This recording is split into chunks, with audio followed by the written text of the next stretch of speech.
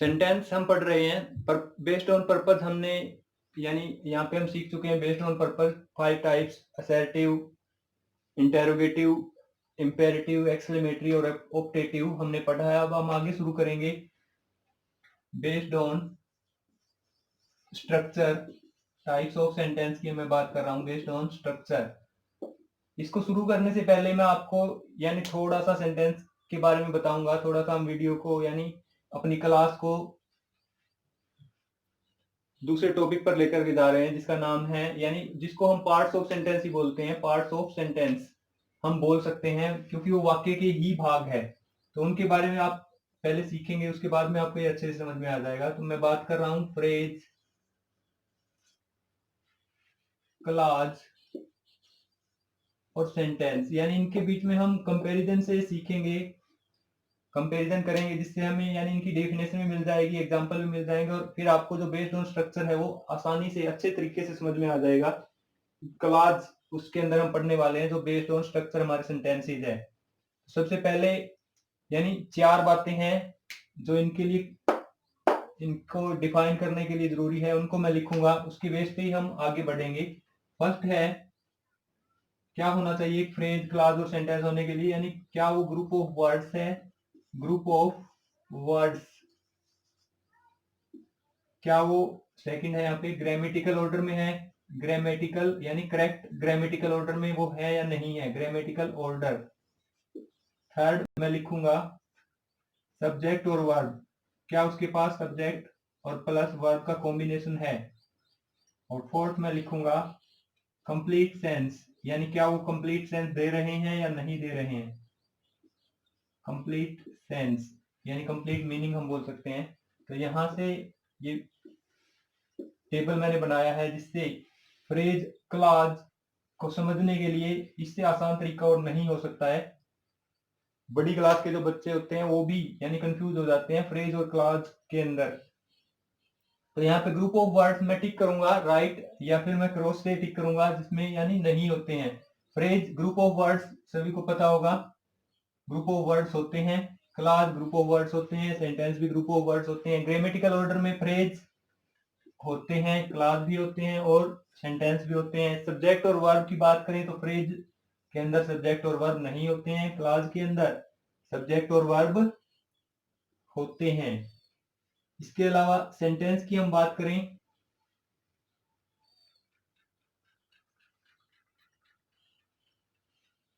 Subject और verb होते हैं। अब यहां पे कंप्लीट सेंस की बात करें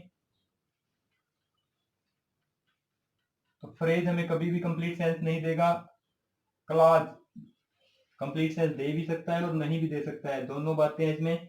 सेंटेंस हमेशा हमें कंप्लीट सेंस देता है। तो इस टेबल से ही आप समझ सकते हैं कि सेंटेंस क्या होता है, क्लॉज क्या होता है, फ्रेज क्या होता है, यानी क्या उनके अंदर डिफरेंस है। आप तुलना कर सकते हैं इस टेबल से।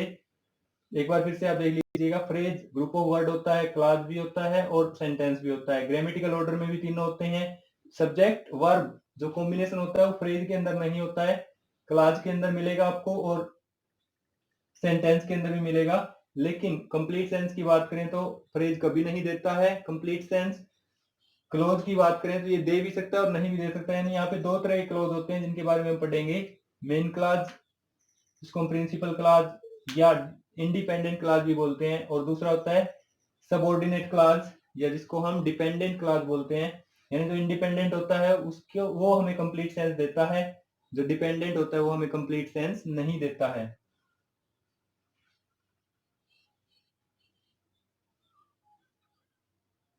एग्जाम्पल से हम ये पढ़ेंगे, उसके पहले मैं आपको हिंदी बता दूं। ये हमारा होता है वाक्यांश, क्लोज हमारा होता है उपवाक्य, उपवाक्य और सेंटेंस आप सभी को पता है वाक्य है। यानी कि ये सेंटेंस के ही पार्ट है। देखिए उपवाक्य, उपवाक्य और वाक्य का अंश यानी सेंटेंस के पार्ट है। जैसा हमने सब्जेक्ट और प्रेडिकेट पढ़ा था, स्ट्रक्चर के बेस पे ये पार्ट्स हो सकते हैं। तो अब एग्जाम्पल लिखूंगा मैं जिससे आपको अच्छे से समझ में आ जाएंगे। ये टेबल आपको याद रखनी है।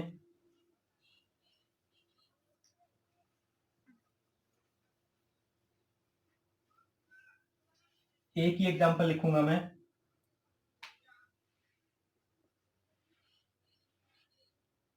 पहले मैंने लिखा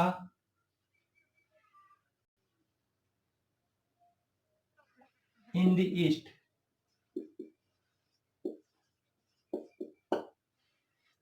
इन द ईस्ट, यानी यहाँ पे आप देख सकते हैं ग्रुप ऑफ वर्ड्स है, ग्रामेटिकल ऑर्डर में है, लेकिन ना ही तो यहाँ पे सब्जेक्ट दिखाई दे रहा है हमें और ना ही वर्ब दिखाई दे रही है, इसलिए ये हमारा हो गया, ना ही ये कोई सेंस निकल रही है इसकी। इन द ईस्ट क्या है ईस्ट में, यानी पूर्व दिशा में क्या है, तो ये हमारा हो गया फ्रेज। दूसरा हम बात करेंगे that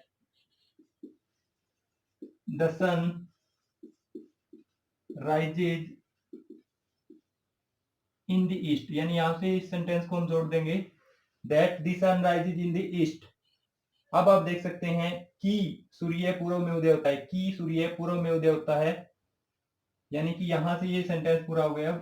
that the sun rises in the east, यहाँ पे आप देख सकते हैं हमारे पास सब्जेक्ट है, वर्ब है, लेकिन ये कंप्लीट सेंस अब भी नहीं दे रहा है, यानी इसका मतलब ये क्या है, इंडिपेंडेंट, सॉरी डिपेंडेंट क्लॉज है। डिपेंडेंट क्लॉज इसको हम बोलेंगे, डिपेंडेंट या subordinate, dependent clause, dependent clause है, यानी ये हमें सेंटेंस जो कंप्लीट सेंस है वो नहीं दे रहा है। अब इसके आगे मैं एक और यानी कुछ वर्ड्स ऐड कर दूंगा जिससे कंप्लीट सेंस देगा, यानी इसके आगे मैं एक इंडिपेंडेंट सेंटेंस ऐड करता हूं। My teacher said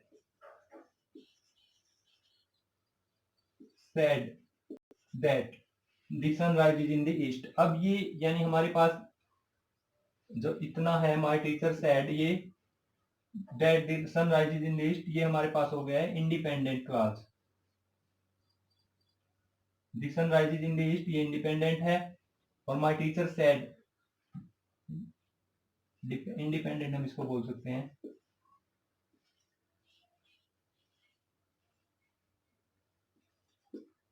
my teacher said that the sun rises in the east, यानी हमारा पूरा सेंटेंस है। एक और मैं एग्जांपल से आपको अच्छे से समझाऊंगा।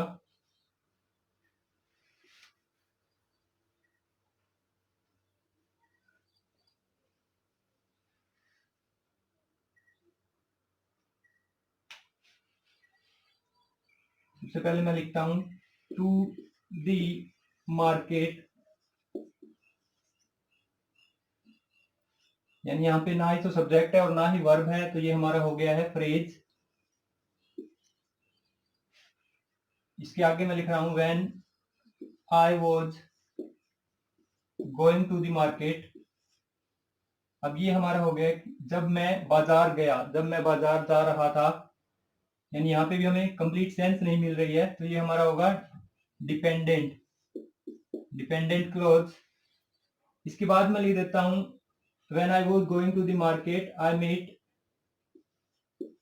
Met my friend. अब ये जो सेंटेंस है इसके ऊपर डिपेंड कर रहा है, तो ये यहाँ पे होगा इंडिपेंडेंट क्लोज, जिसको हम प्रिंसिपल या मेन क्लोज भी बोलते हैं। ये आपको समझ में आ गया होगा, यानी फ्रेज जहां पे सब्जेक्ट और वर्ब नहीं होते हैं, कंप्लीट सेंस नहीं होती है। क्लोज यानी एक डिपेंडेंट होता है और एक इंडिपेंडेंट होता है, जिसकी सेंस जो सेंस देता है वो इंडिपेंडेंट होता है, जिसकी सेंस नहीं होती वो डिपेंडेंट होता है, डिपेंड करता है वो इंडिपेंडेंट क्लोज के ऊपर। अब हम बात करेंगे बेस्ड ऑन स्ट्रक्चर जो टाइप्स ऑफ सेंटेंस होते हैं। 4 प्रकार के सेंटेंस होते हैं। सबसे पहले हम पढ़ेंगे सिंपल सेंटेंस के बारे में। Simple sentence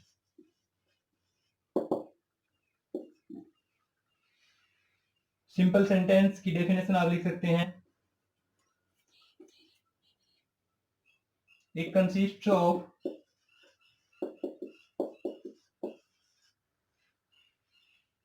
one subject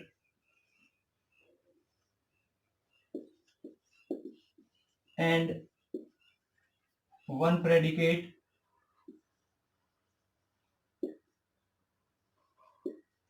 which has only one finite verb.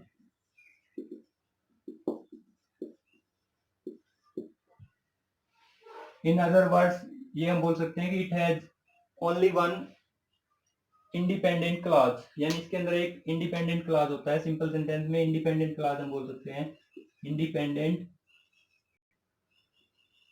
Clause. सिर्फ एक यहाँ पे इंडिपेंडेंट क्लॉज होगा, वन इंडिपेंडेंट क्लॉज, जिसको हम सिंपल सेंटेंस बोलते हैं। It consist of one subject and one predicate which has only one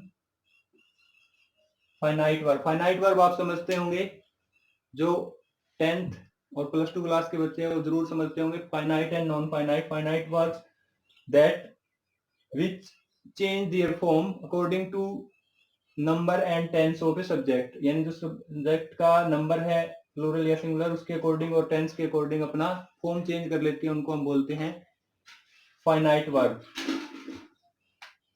example मैं लिख रहा हूं, सिर्फ एक इंडिपेंडेंट क्लॉज होता है, यहाँ पे हम लिखेंगे आई किक दी बॉल, यानी मैंने बॉल को किक किया। आई किक दी बॉल, यहाँ पे वन सब्जेक्ट वन वर्ब या वन प्रेडिकेट बोलेंगे which has only one finite verb, यानी ये किक है हमारी फाइनाइट वर्ब है। तो यहाँ पे आपको समझ में आ गया हो, सिंपल सेंटेंस हम पढ़ चुके हैं। एक सेकंड,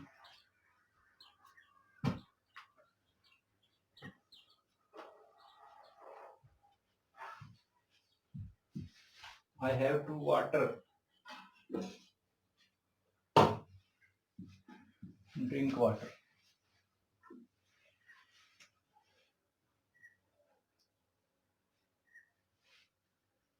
सेंटेंस का फर्स्ट टाइप हम कर चुके हैं। इसके बाद हम बात करेंगे कंपाउंड सेंटेंस। यहां तक आपको समझ में आ गया होगा।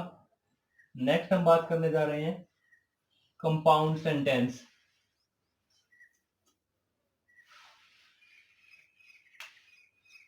सेकंड सेंटेंस है हमारा कंपाउंड सेंटेंस, जिसको हम हिंदी में बोलते हैं संयुक्त वाक्य। संयुक्त वाक्य। इट कंसिस्ट ऑफ, डेफिनेशन लिखेंगे आप साथ में, it consist of two independent या मेन या प्रिंसिपल क्लास आप लिख सकते हैं। मेन क्लास में यहाँ पे लिख रहा हूं, two main clause join together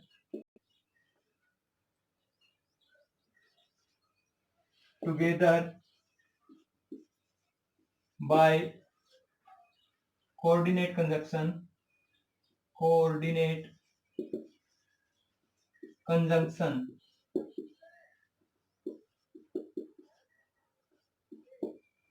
such as, कौन कौन से वो कंजक्शन हो सकते हैं, such as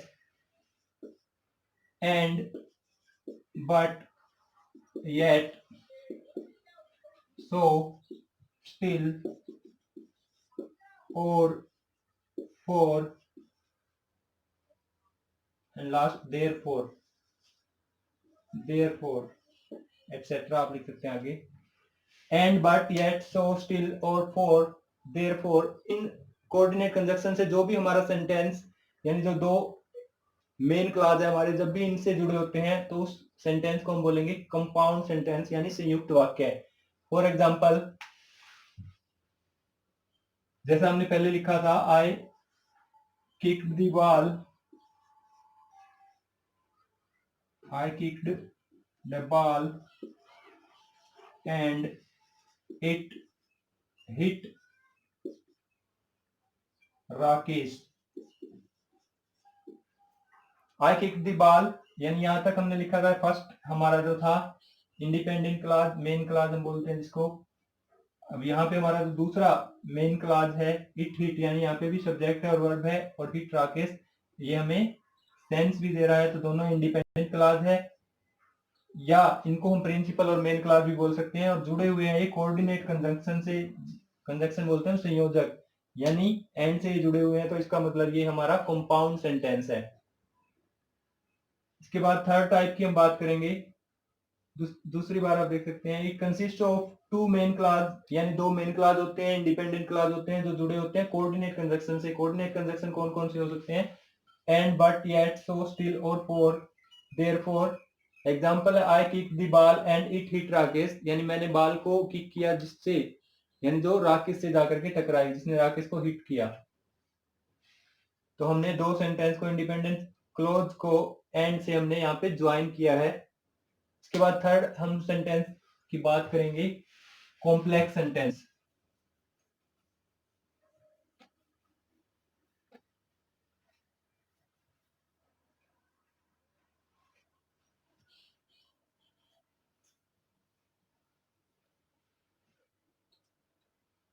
थर्ड टाइप की बात कर रहे हैं हम, complex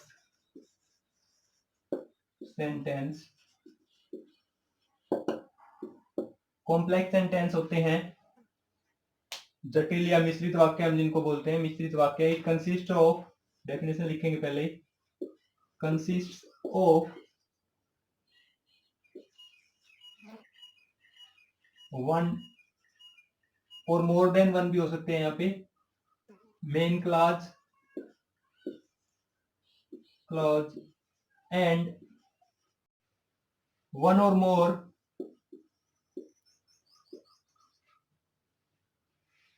subordinate clause, subordinate clause।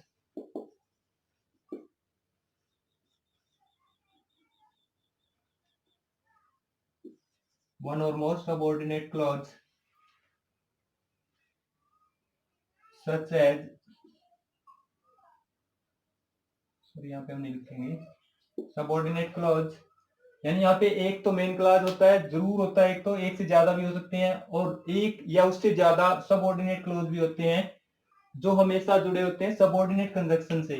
It always has, ये हम लिख सकते हैं, always has subordinate conjunction. Subordinate conjunction यहाँ पे मैं लिख रहा हूं,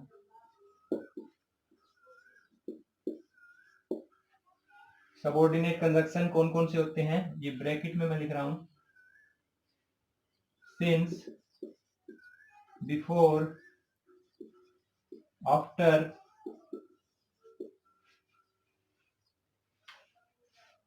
के अलावा दो, ऑल्दो,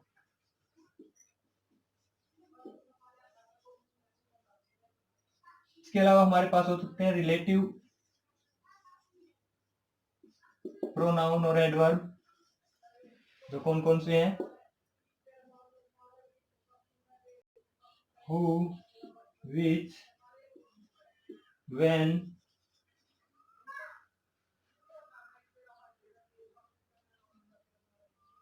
और दैट, एटसेट्रा। यानी इनसे जो भी सेंटेंस, जो भी एक मेन क्लॉज और एक सबऑर्डिनेट क्लॉज अगर जुड़े हुए होते हैं तो उनको हम बोलते हैं कॉम्प्लेक्स सेंटेंस। फॉर एग्जांपल, जैसा वहीं से हम उठा लेते हैं example, Rakesh, ball hit the Rakesh and Rakesh cried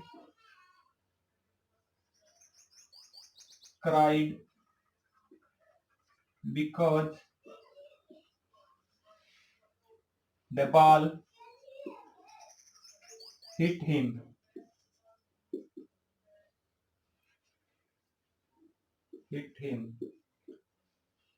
यानी यहाँ पे राकेश क्राइड ये हमारे पास इंडिपेंडेंट क्लॉज है, और द बॉल हिट हिम यानी इसकी कोई सेंस नहीं कर रही है तो ये डिपेंडेंट क्लॉज है। द बॉल हिट हिम यानी बॉल ने किसको हिट किया, ये यहाँ पे सेंस नहीं है, तो ये हमारा है डिपेंडेंट क्लॉज। और बिकॉज हमारा एक सबऑर्डिनेट कंजंक्शन जिसे हमने जोड़ दिया है, तो यहाँ पे भी आप लिख सकते हैं बिकॉज सबऑर्डिनेट कंजंक्शन से हमने इसको जोड़ दिया है, इसलिए यहाँ पे हमारा है कॉम्प्लेक्स सेंटेंस। यहाँ पे हम सेंटेंस को यानी डिटेल में डिस्कस कर चुके हैं। हमने formation of sentence, types of sentence, based on purpose, based on structure, और पार्ट्स ऑफ सेंटेंस में यानी सब्जेक्ट, प्रेडिकेट, फ्रेज, क्लॉज इन सब के बारे में हमने अच्छी तरीके से पढ़ा है और शायद आपको अच्छे तरीके से समझ में आ गया होगा। इसके लिए आप वीडियो को 2 या 3 बार देख सकते हैं।